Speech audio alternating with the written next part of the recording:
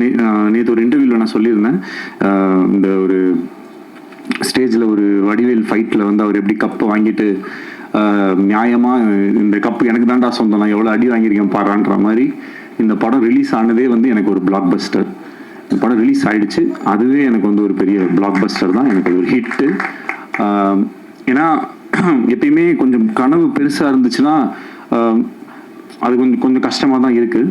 So நம்ம நிறைய தடவை என்னென்னா சுற்றி இருக்கிற சூழ்நிலைகள் காரணமாக எது கொஞ்சம் ஈஸியோ எது கொஞ்சம் சுலபமாக நடக்குமோ அப்படின்ற மாதிரி நம்மளே வந்து நம்மளுடைய கம்ஃபர்ட் ஜோன். இப்போ எனக்கு வந்து இப்போ என் வாழ்க்கை வந்து ரொம்ப ஒரு கம்ஃபர்ட் ஜோனில் தான் இருக்குதுன்னு சொல்லலாம், கடவுளுடைய அனுகிரகத்தால்.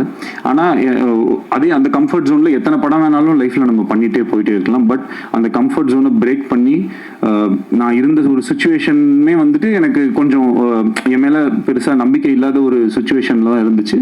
அந்த மாதிரி ஒரு சமயத்தில் ஒரு கம்ஃபர்ட் ஜோனில் இருக்கிற ஒரு ப்ராஜெக்டை கை வைக்காமல் எனக்கு வந்து என்னை சேலஞ்ச் பண்ணிக்கக்கூடிய விஷயம். இந்த படத்தில் வந்து ஒரு ஃப்ரேம் கூட என்னால் ஈஸியாக எடுக்க முடியாது. சும்மா கேமரா எடுத்துகிட்டு போனால் ஒரு இடத்துல வச்சோன்னா அது வந்து ஒர்க் அவுட் ஆகாது.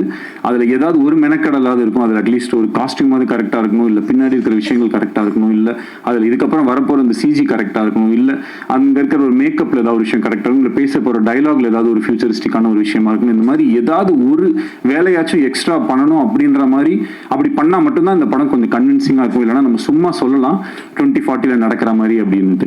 அப்புறம் இப்போ இந்த ஃபிலிம் ரிலீஸ் ஆச்சு. ரிலீஸ் ஆகும்போது நிறைய நல்ல ரிவ்யூஸ், நிறைய பாசிட்டிவான ஃபீட்பேக்ஸ், நிறைய பாராட்டுகள் அதெல்லாம் இருக்கிற அதே சமயத்தில் சில பேருக்கு வந்து இந்த ஃபிலிம் வந்து கொஞ்சம் ஸ்லோவாக இருக்குது, கொஞ்சம் லேக்காக இருக்குது, இந்த மாதிரி சில விஷயங்களுமே வந்து நான் பார்க்க தான் செய்கிறேன்.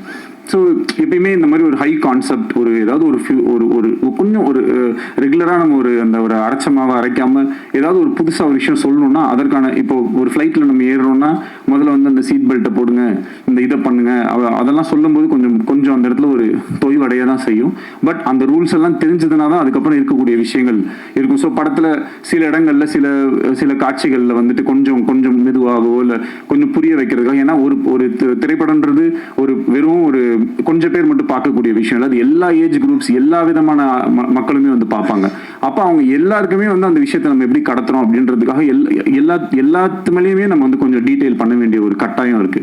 ஸோ அப்படி இருக்கும்போது ஓவராலாக அந்த ஒரு ஃபில்மை நம்ம பேஸ் பண்ற விதமாகட்டும், சில விஷயங்களை நம்ம சொல்ற விதமாகட்டும், அதுக்கெல்லாம் வந்து நம்ம கொஞ்சம் எடுத்துப்போம். ஸோ அதை வந்து நான் ஒரு கன்ஸ்ட்ரக்டிவ் கிரிட்டிசிசமாக எடுத்திருக்கேன். அண்ட் அதை பார்க்கும்போது எனக்கும் சில விஷயங்கள் வந்து புரிஞ்சுது. பட் ஹேவிங் செட் இதில் இவ்வளோ விஷயங்கள் இருந்தாலும் தியேட்டரில் போய் இந்த படத்தை பார்க்கும்போது நான் நினச்சது வந்து ஒரு காதல் கதை. ஆனால் பொதுவாகவே எப்பயுமே காதல் படங்கள்னா அது ஒரு மாதிரி ஒரு தன்மையிலே போயிட்டே இருக்கும். பட் படம் ஃபினிஷ் ஆகும்போது வந்து அது எப்பயுமே ஒரு மெலோ ட்ராமாவா, ஒன்று ஹீரோயின் வந்து இதில் ஏர்போர்ட் போயிடுவாங்க, இல்லை ட்ரெயினில் ஏற போயிடுவாங்க, இல்லைனா ஏதாவது ஒரு சேஸு, இந்த மாதிரி ஒரு ரெகுலர் ஏரியாஸில் இல்லாமல் அதை வந்து ஒரு கமர்ஷியல் ஹீரோ வில்லன் ஃபில்முக்கு இருக்கக்கூடிய சில ஹை பாயிண்ட்ஸ் ஏதாவது ஒன்று கிரியேட் பண்ண முடியுமா அப்படின்ற ஒரு எக்ஸ்பெரிமெண்ட் ட்ரை பண்ணி தான் இந்த படத்தில் வந்து அதை வந்து முயற்சி செஞ்சோம். இப்போ அது கடைசியில் தியேட்டரில் வரும்போது அந்த இடத்துல கிளாப்ஸோ அந்த இடத்துல வந்து ஒரு அப்ரிசியேஷன் வரும்போது பார்க்குறதுக்கு ரொம்ப நிறைவாகவும் சந்தோஷமாகவும், ஒரு ரைட்டராக நம்ம ஏதோ ஒரு விஷயம் ட்ரை பண்ணோம், அந்த ட்ரை பண்ணது ஒரு 1000 பேர் இருக்கக்கூடிய தியேட்டரில் அட்லீஸ்ட் ஒரு ஒரு குறிப்பிட்ட நம்பர் ஆஃப் பீப்புளுக்காச்சும் அது வந்து ஒர்க் ஆகுது அப்படின்றது நினைக்கும் போது நம்மளுடைய வேலை மேலே நமக்கு இருக்கிற ஒரு நம்பிக்கை இன்னும் அதிகரிக்குது. அதுக்கு வந்து மிகப்பெரிய நன்றி டு த ஆடியன்ஸ். அப்புறம் இந்த படத்தை எடுக்கிறதுக்கு எனக்கு என்னுடைய ஃபர்ஸ்ட் பவர், இந்த ஃபில்மை நான் பண்ணக்கூடிய இந்த படம் நடக்கிறதுக்கு காரணமாக இருந்தது பிரதீப்னால தான் இந்த படம் நடந்துச்சு. இல்லைனா இந்த படம் நடக்க சான்ஸே கிடையாது. ஏன்னா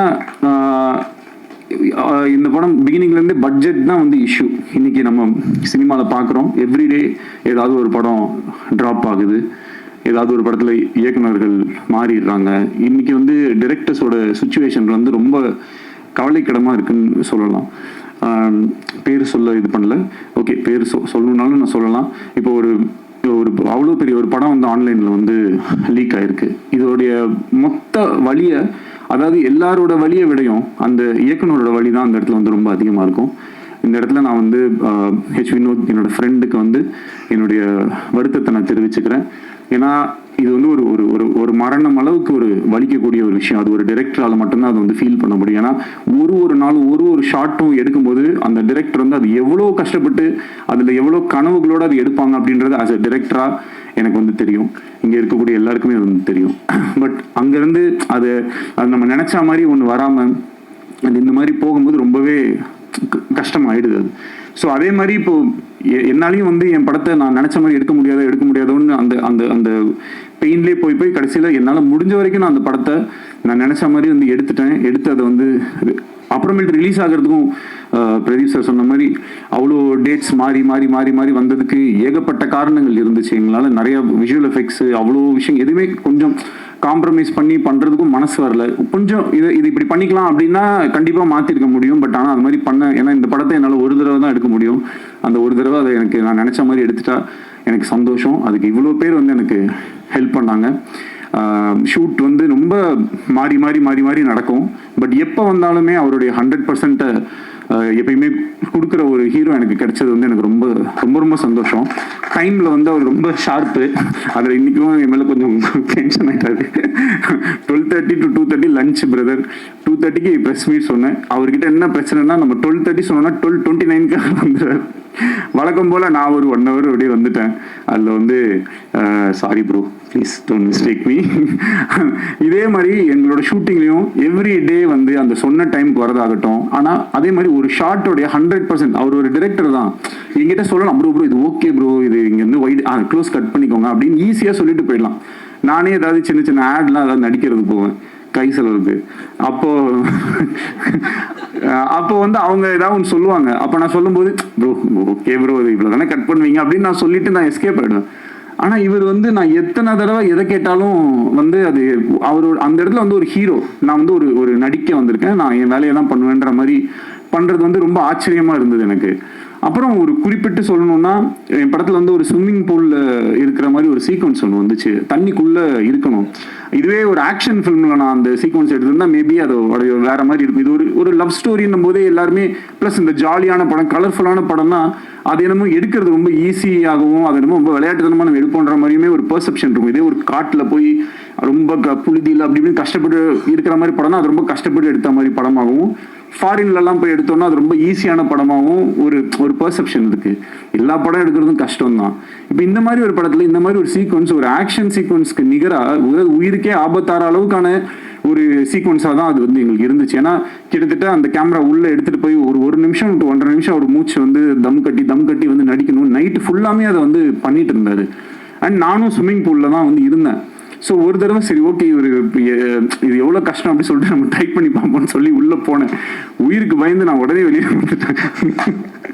ஆனால் அவ்வளோ தடவை பண்ணி காலையில் 5:30-6 மணி வரைக்குமே வந்து அந்த சீக்வன்ஸை அவர் பண்ணி முடிச்சுட்டு கூட ஏன் ப்ரோ என்னை போட்டு இப்படி டார்ச்சர் பண்ணுறீங்கன்னு சொல்லுவாருன்னு பார்த்தா அப்புறம் ஓகேவா கரெக்டாக வந்துடுச்சா எடுத்துக்கலாமா இன்னும் ஏதாவது எடுத்துக்கலாமா அப்படின்னும் போது ஒரு ஆக்டராகவும் ஒரு டிரெக்டராகவும் அந்த இடத்துல வந்து அவர் என்னை ரொம்ப இந்த மாதிரி நிறையா நான் ரொம்ப என்னை லைஃப் டைமில் வந்து என்னால் மறக்க முடியாத நிறைய மொமெண்ட்ஸை வந்து எனக்கு பிரதீப் கொடுத்துருக்காரு. அதுக்கு வந்து ஹார்ட்ஃபெல்ட் தேங்க்ஸ். இன்னைக்கு இந்த படத்துக்கு வந்து மிகப்பெரிய ஓப்பனிங். ஏன்னா மேபி இந்த படம் வந்து டிரெக்டட் பை வேற ஏதாவது ஒரு பேர் போட்டிருந்தா இன்னும் பயங்கரமாக கூட ஓப்பன் ஆகிருக்கலாம், சொல்ல முடியாது. பிரதீப் ரங்கநாதன் அப்படின்ற ஒரு பேருக்காக ஆடியன்ஸ் அந்த ஓப்பனிங்கை வந்து என்னதான் டிலேஸ் அப்படி இப்படின்னு இருந்தாலும் அந்த அளவுக்கு வந்து இந்த படத்தை ஆதரவு கொடுத்துருக்காங்க. அதோடைய ஓப்பனிங்க்கு அவ்வளோ அந்த ஃபேன்ஸோ அவங்களுடைய விஷயங்கள் எல்லாமே வந்து ரொம்ப பாசிட்டிவாக எங்களுக்கு வந்து அமைஞ்சிருச்சு. இப்போது இந்த வீக் என்ன பொறுத்த வரைக்கும் இந்த படம் வந்து ஒரு லாங் ரன் போகும், அதற்கான எல்லா தகுதியும் பொட்டென்ஷியலும் இந்த ஃபிலிமில் இருக்குது அப்படின்றத நான் நம்புகிறேன். இன்னும் இந்த வீக்கெண்டுமே வந்து பயங்கரமாக வந்து இந்த படம் எல்லாமே 10 வருஷம் முன்னாடி எடுத்த படத்தெல்லாம் எடுத்து ரீரிலீஸ் பண்ணிட்டு இருப்பாங்க. நான் இப்போ ஓடிட்டு இருக்கிற படத்தையே திருப்பி 17ஆம் தேதி ஃபர்ஸ்ட் டே மாதிரி ஒரு ஓப்பனிங் வரணும் அப்படின்ற மாதிரி எனக்கு ஒரு ஆசை.